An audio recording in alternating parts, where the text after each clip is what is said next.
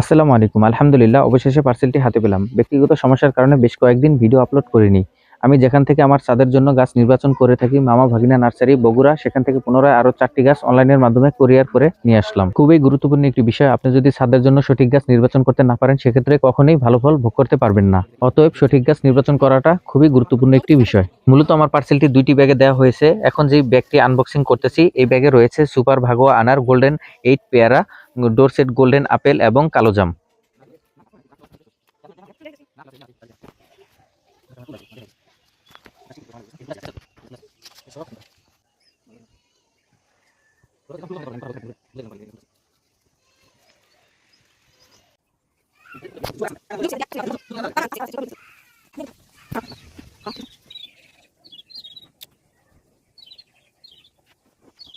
আলহামদুলিল্লাহ, এখন যে ব্যাগটি আমি আনবক্সিং করব আফ্রিকান ইয়েলো মাল্টার একটি জাত। দীর্ঘদিন অপেক্ষা করার পর আমি এই চারাটি হাতে পেয়েছি। আফ্রিকান ইয়েলো মাল্টার যে জাতটি রয়েছে বর্তমান সময় এটি পরীক্ষিত একটি জাত। বাংলাদেশে বেশ কয়েক জায়গায় এটি সফলভাবে চাষ হয়েছে। এই গাছটি আমার কাছে হাতে পাওয়াটা স্বপ্নের মতো ছিল। আলহামদুলিল্লাহ, আল্লাহ আমার মনের আশা পূরণ করেছেন। বাংলাদেশে এই জাতটি রেয়ার হলেও সফলভাবে বেশ কয়েক জায়গায় এটির চাষ হয়েছে। মাশাআল্লাহ, দেখতেই পাচ্ছেন গাছটিতে হিউজ পরিমাণ ফুল রয়েছে। 3-4 দিন কোরিয়ারে গাছটি থাকার কারণে গাছটি কুকড়ে গেছে, তাই একটু গাছে পানি দিয়ে নিলাম। গাছটি একটি টবে এখন লাগিয়ে ফেলবো। গাছ লাগানোর পূর্বে মাটি নির্বাচন করাটা খুবই গুরুত্বপূর্ণ একটি বিষয়।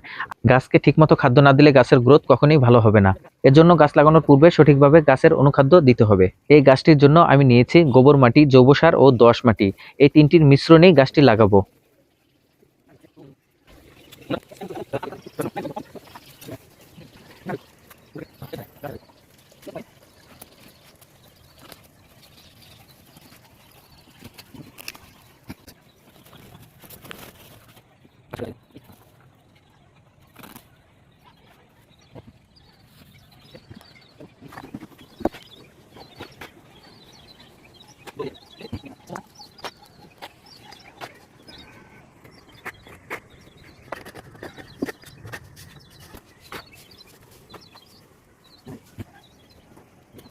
যারা এখন আমার পেজটি ফলো করেন নাই তারা অবশ্যই আমার পেজটি ফলো করে দিবেন ছাদ রিলেটেড কৃষি কন্টেন্ট পেতে।